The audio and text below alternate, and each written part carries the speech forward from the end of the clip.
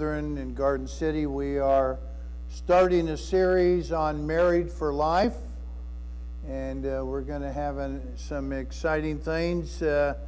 Next week we have baby dedications, and some will be bringing their babies or their young children to be dedicated. We've got some other things. Mother's Day's the following week. We've got some really neat things planned. So just want to encourage everyone as we start this new series today, because every marriage begins with the important thing is a good beginning. So today we're going to talk about boy meets girl. You've got an outline in your bulletin today. I recently read that some children aged 5 to 10 were asked several questions about marriage, and here are a few of their responses. When asked what is the proper age to get married, Judy, age 8, said 84. Because you're retired and you can spend more time on romance. Tom, age 5, said, when I'm done with kindergarten, I'm finding me a wife. They were asked, what do most people do on their first date? Mike, age 7, said on the first date they usually just tell each other lies, and that usually gets them interested on a second date. When asked why two people particularly fall in love with each other, Jan, age 9, said, no one is sure what happens, but I've been told it has something to do with how you smell. That's why perfume and deodorant are so popular. So where do kids get this stuff? They get it from their parents, who are as mystified as the kids are about dating. So we are talking about Married for Life, and you're going to find out this church is serious about marriage. We want the strongest marriages that we can. So things today and throughout this entire series are designed to help us be better husbands and wives, and those of us who are in the room who are looking or online that are looking for a spouse, I hope today gives you some insights. Did you ever get any coaching about how to know the right person to spend your life with? My mom said to me, Bobby, date a lot of girls, and when you find the right one, you'll know it. Well, I did that. Took me a long time, but I found the right one. She was right, but that's not always the best advice possible. 90% of us at some time in our life are going to get married. And I realize that most in the room are already married. But there are some singles here, and there are a few people that are in the dating process. And most of us have kids or grandkids that are in the dating process. And I hope that you'll share some of this, what I think is really solid stuff about dating, that we can share that with them. So how would you advise your child or grandchild or a friend who's looking to make the second most important decision in their life? The first and most important decision they're going to make is, who am I going to spend eternity with? And that's Jesus Christ. The second most important question they're going to make is, who is the right person for me to marry? Who is the right person for me to spend the rest of my life? The Bible has a lot to say about marriage. It started with Adam and Eve in the garden, and it ends in Revelation with Christ receiving his church as his bride. I want to read some passages from Proverbs. I want to just tell you, these passages are straightforward. They're unvarnished. I'm going to be reading them in the Message translation. Barb will have them up on the screen. But I want to tell you, they come with a warning. And basically what the writer of Proverbs is saying is, you need to be very careful about the person you choose to marry. Let's look at Proverbs 15:17. In the Message, it reads, Better a bread crust shared in love than a slab of prime meat served in hate. Some of us know what it's like to have a nice, intimate dinner in a beautiful restaurant. The setting is beautiful, the candles are beautiful, the food is beautiful, and the conversation is silent.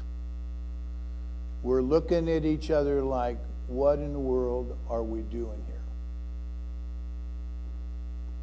There's no communication at all. Proverbs 25:24 in the Message says, better to live life alone in a tumble-down shack than to share a mansion with a nagging spouse. I didn't write it, I'm just reading it, folks. That's pretty straightforward. Better to live alone in a tumble-down shack than a mansion with a nagging spouse. But it gets even better. Proverbs 21:19. It's better to live in a tent in the wild than with a cross and petulant spouse. The wisdom of Proverbs is very straightforward. Don't mess it up, folks. Let's get serious about who we're choosing to spend the rest of our life with. You're better off eating breadcrumbs or better off being in a tent in the wild or a rundown shack than to be in a binding marriage with the wrong person. So how do we know what kind of stuff we're going to face in marriage? Well, it's about making choices. All of life is about making choices. Now, I'm going to date myself. Some of you are in my vintage, so you can appreciate this. But in 1984, we lived in Portland, Oregon, and the National Basketball Association was holding their draft. And the teams with the worst record in that previous year got to pick in the order of their record. Well, Portland and Houston, the Houston Rockets, they tied. So they flipped a coin. Now everybody knew that whoever won the coin toss was going to pick Hakeem Olajuwon. Houston won the coin flip. They picked Hakeem Olajuwon. Happened to be from the University of Houston. Big, tall, 7-foot guy. Went on to have a magnificent NBA career, Hall of Fame player. Portland chose next. They needed a big guy. So they chose Sam Bowie out of the University of Kentucky. Wonderful guy, 7'1", with legs as brittle as a 90-year-old man.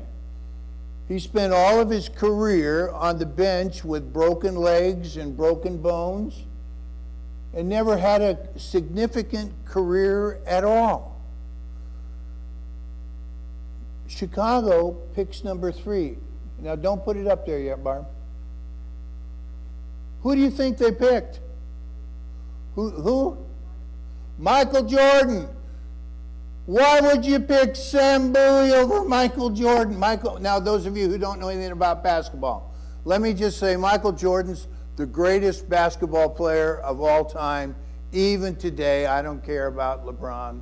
Michael Jordan's the greatest basketball player of all time. In fact, he was named the greatest athlete in the 1900s. A fabulous basketball player. Now, we didn't need Michael Jordan. We had Clyde Drexler, but they chose Sam Bowie. They made the wrong choice. They spent millions of dollars deciding on which player to choose. I wouldn't want to be the general manager for the Portland Trail Blazers that picked Sam Bowie over Michael Jordan. Trust me, he's not there today. He wasn't there 2 years later. He was fired. They spend millions of dollars trying to figure out how to make the right choice. The same is true for us when we're trying to decide who we're going to marry. We need to make sure that we don't end up with a Sambui of life. And by the way, Sambui's a wonderful man. He's a very good man. Does a lot of good things. And I'm not knocking Sambui, but in the realm of basketball player, he doesn't hold a candle to Michael Jordan. I would like to suggest that we make 8 lethal mistakes when we make the choice of who we want to marry. So that it is point 1. Actually, you've always been waiting for a 1-point sermon. This is a 1-point sermon with 8 subpoints. Okay. Next thing you're waiting for is, well, I should say, it reminds me of the preacher that said, in light of last week's 26-point sermon, this week's sermon will be pointless. This is not point. That's a joke. This is not pointless. 1 point. 8 fatal, lethal mistakes we make in getting married. Number A, getting married too quickly. Getting married too quickly. I have a roommate in college who got engaged 23 days after his first date with his girlfriend. They married. A year and a half later, he was one of the groomsmen in my wedding with Brenda. And he shows up, he's in seminary in Phillips University in Enid, Oklahoma. He shows up at our wedding in Wichita, and there's no wife. And I said, "Where's your wife?" He said, "Oh, we divorced a year ago." The marriage didn't even last a year. I would urge everyone who is dating to slow down and make sure you're making the right decision. Take your time. Get it right. Get it right. Now, I'm not saying, and I want to say this is true for all of the 8 points that I'm going to give. There are exceptions for every rule. There are exceptions. There are people who have dated very little and gotten married and had very successful marriages. But the odds are not in your favor when you marry someone you have not spent time with. Your odds are not in favor if most of your dating is by texting or emails, or in my day and time, by letter writing. The odds are not in your favor. I think the dating process is important. It helps us to get to know who that person is, whether they are the right person for us to marry. B, marrying too young. You wouldn't let a 2-year-old handle a steak knife. You probably wouldn't put an 8-year-old behind the steering wheel of a car unless you were Opal with Sean, and she would do that. But if you were at her funeral, you heard me talk about putting Brian behind the wheel at 10 and go faster, punch it, Brian.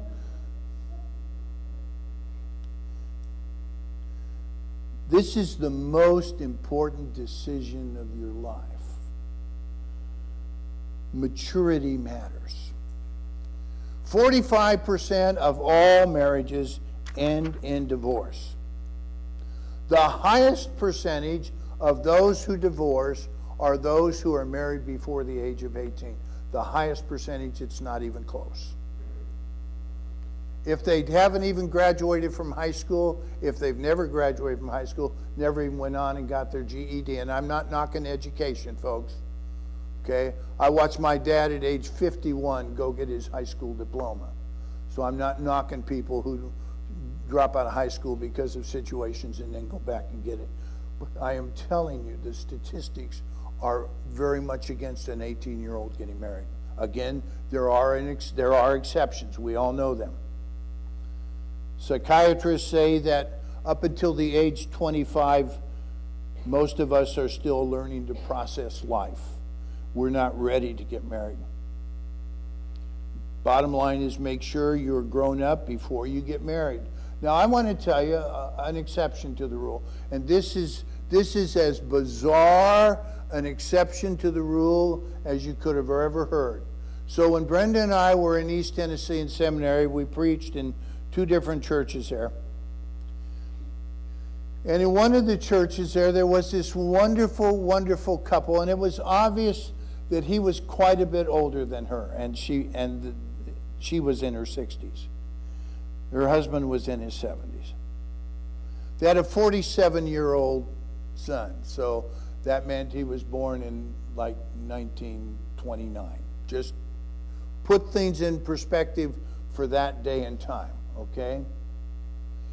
She told me kind of sheepishly one day, she said, you know that Grant's quite a bit older than me. And I said, yeah, I know that, figured that.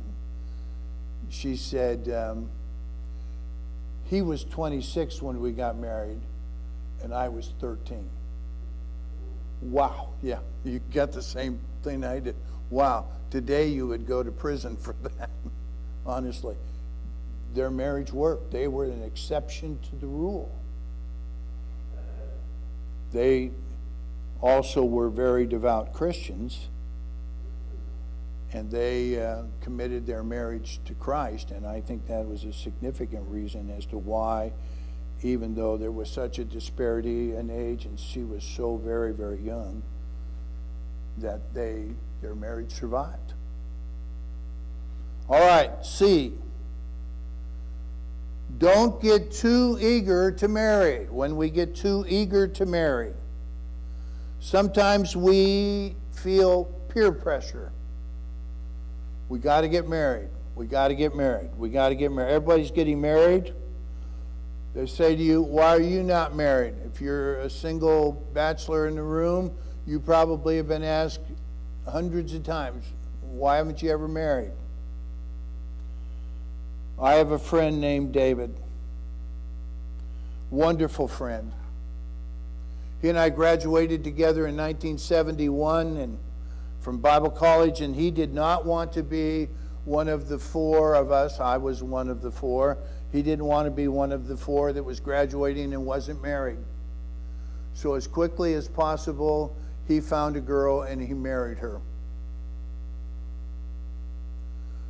We both waited a year before we went to seminary. We got to East Tennessee to seminary. He is introducing me to his wife.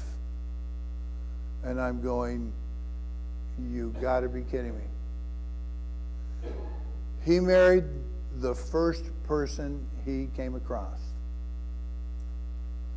Now remember, he was studying for ministry.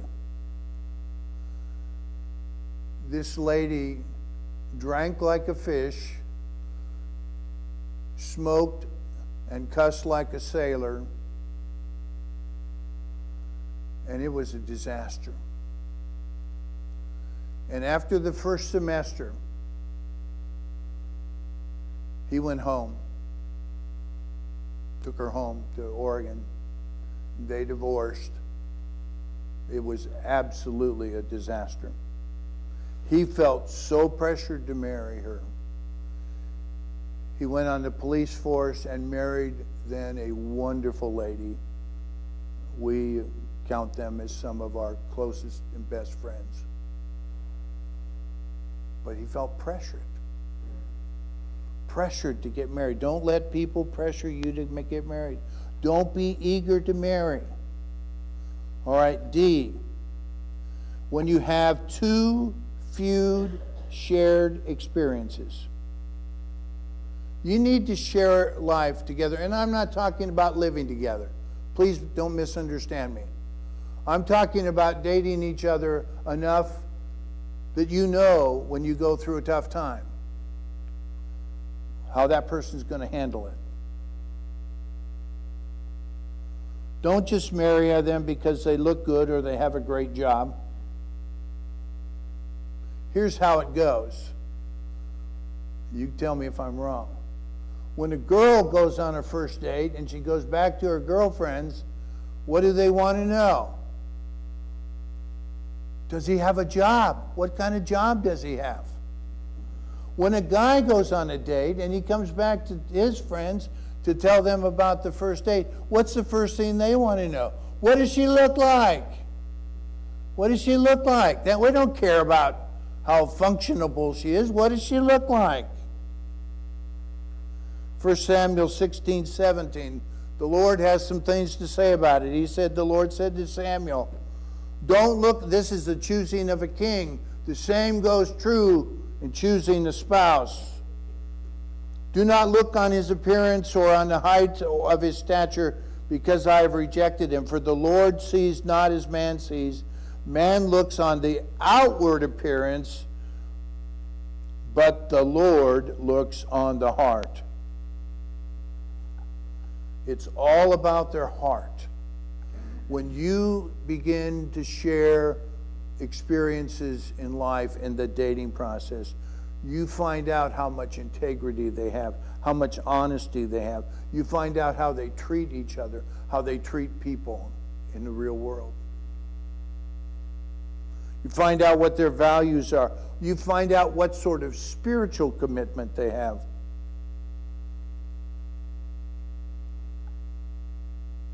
Wait till you have some shared experiences, because then you'll know what's on the inside, because that's honestly all that matters.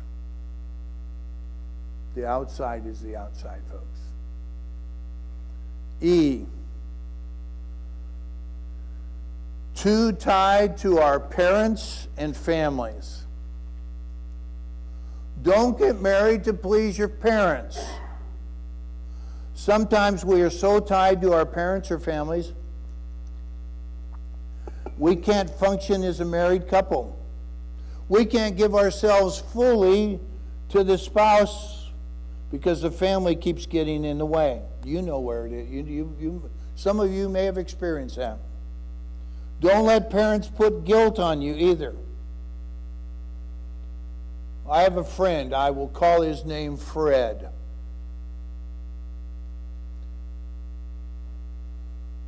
I wish I were making this up. I'm not. I'm not even exaggerating.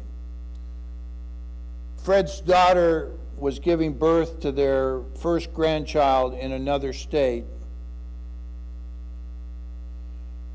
Fred, who is in his 40s, asked his mother and father, who he's not living with, he lives with his wife, he asked his mother and father for permission to go on vacation, to go down to see his granddaughter be born. Mom said, I don't know that you can afford it right now, Fred. I'm not making that up, folks.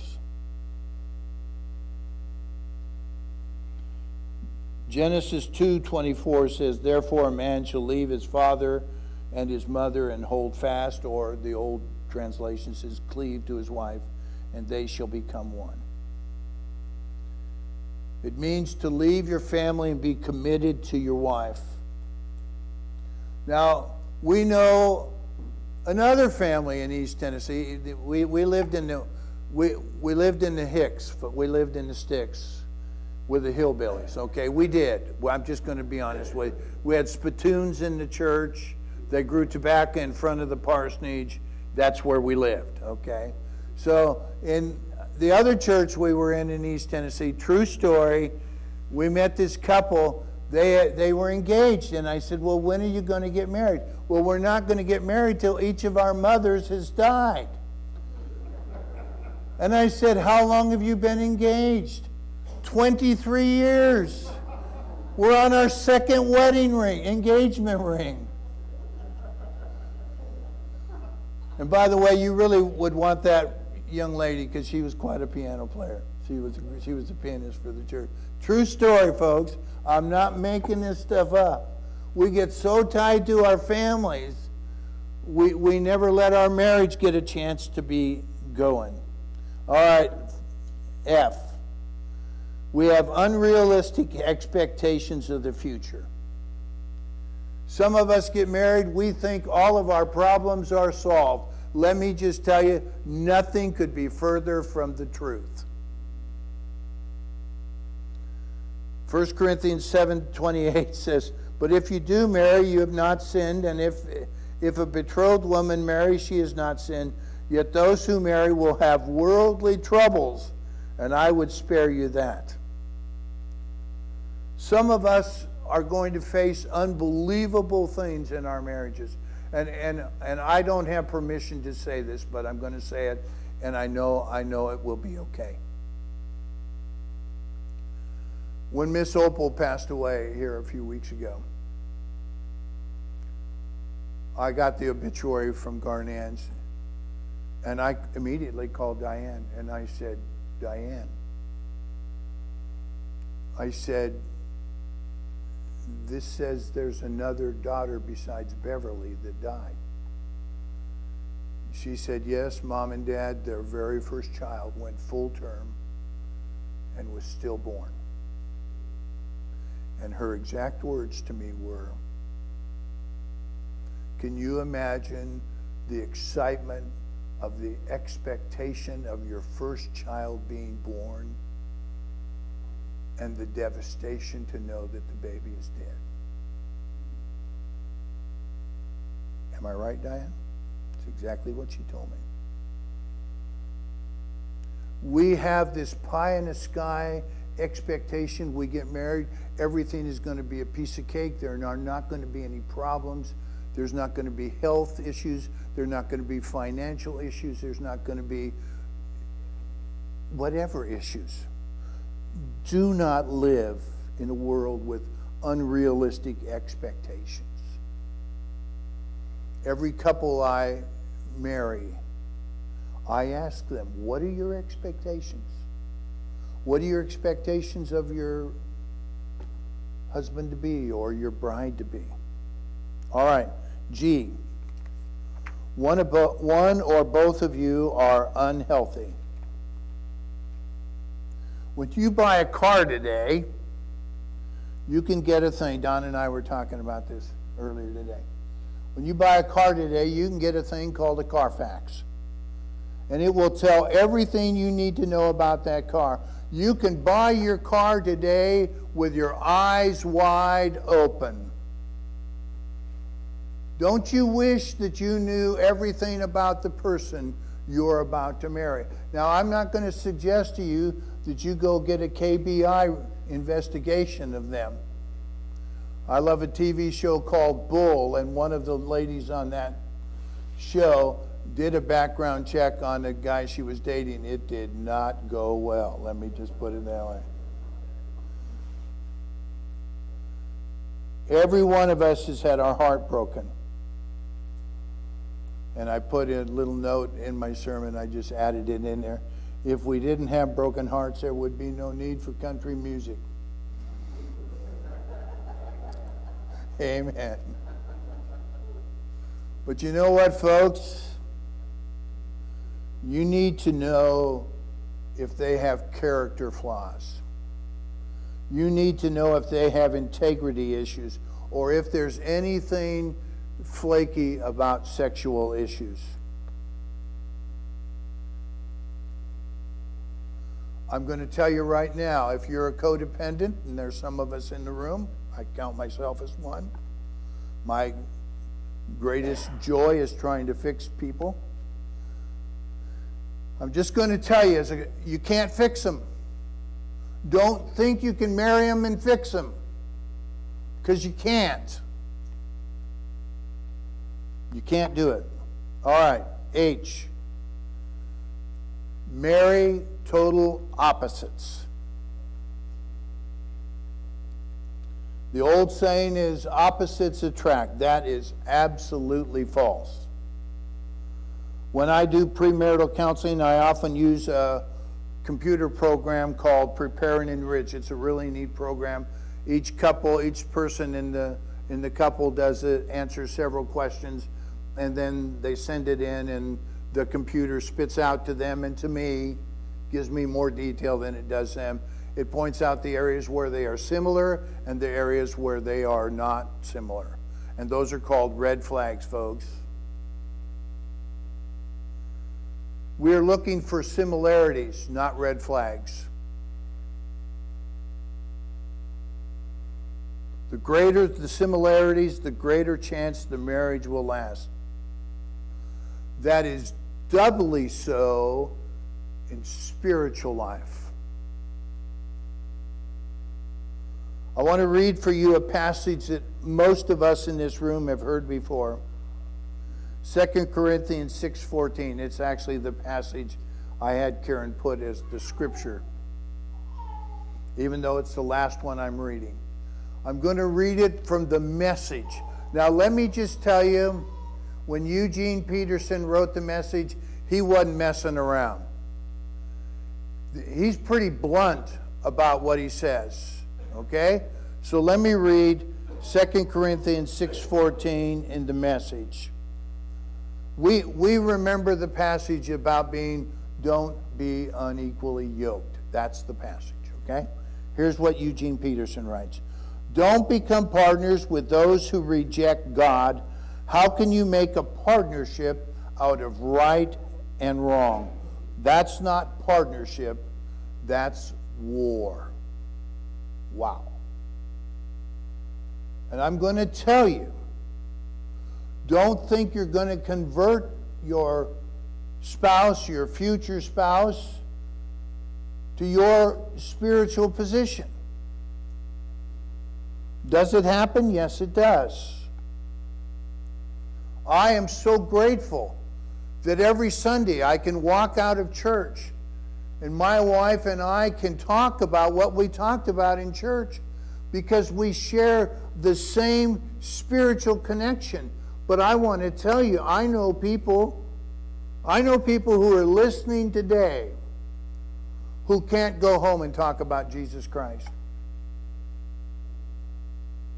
Or can't talk about anything that we ever talk about in the realm of Christianity because their spouse doesn't want to hear it. They married him thinking they could change him. And are there exceptions to the rule? Absolutely. Talk to Carol Canal. She prayed for 22 years. Finally, Carl accepted Christ.